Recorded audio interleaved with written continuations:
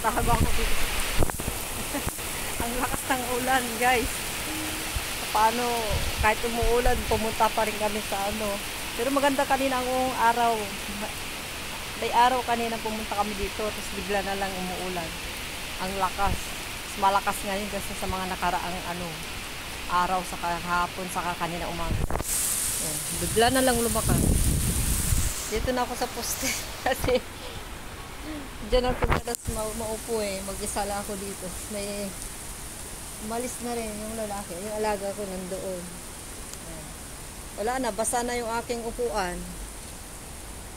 Dito. Wala na, alaga ko. Baka hanapin ako. Alas 2 pumunta kami dito, dapat alas 3 porket na busy yung nanay niya nagtatrabaho. Sinamantala niya na magyaya sa akin na sa bed ako kanina nagpapahinga kasi na-prepare ko na lahat yung mga lulutuin ko pang dinner. Kasi kailangan namin bumalik ng alas 6 kasi may lesson siya, may online. Alas 6 doon naman ako magluluto na ng pang dinner. Pero basta may prepare ko lang yung mga lulutuin ko ng dinner. Yun, nandun lang siya na nalagay ko sa rep saka sa naiwan sa kusina. So, hindi pa sila kumain kanina ng amo ko. Yung alaga ko, binilis-bilisan niyang kumain. Yung noodles, hindi pa yata naubos yung bowl niya.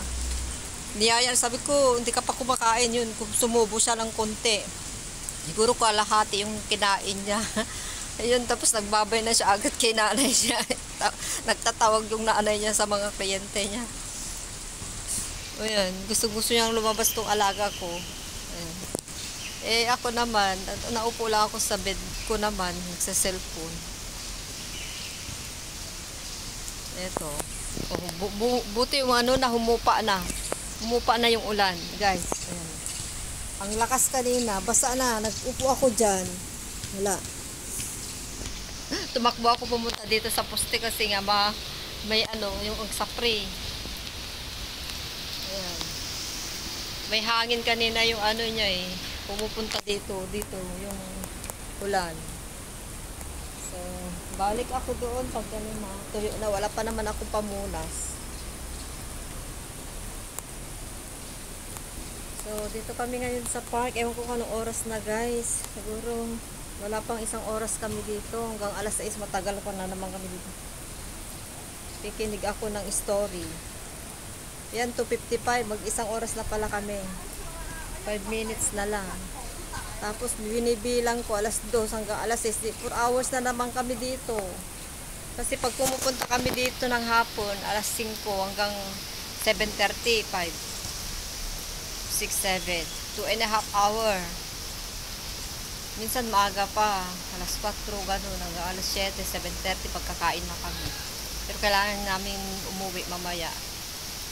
Kasi magluluto pa ako. Tapos magle-lesson siya. Ayan, nandun siya, Wala. May time pa na mag-isa lang kami dito. Mag-isa lang yung alaga ko naglalaro. Tapos umuwi na lang kami. Wala siyang kalaro. Kasi nga umuulan. Kadalasan umuulan na kasi ngayon. Tag-ulan na kasi dito, mga guys. Kanina ang ganda ng araw.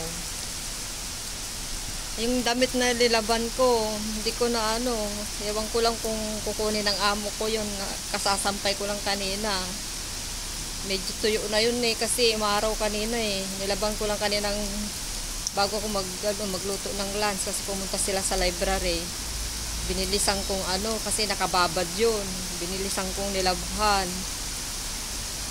Nalaban ko na kanina umaga. Nakababad lang sa Downy.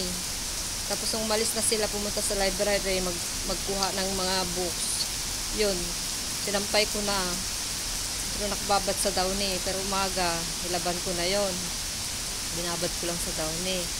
3 pa naman yung na blouse ko. Yung binili ko sa ukay-ukay kahapon. Sa Sanchoy po. Dun, kahapon ba yon?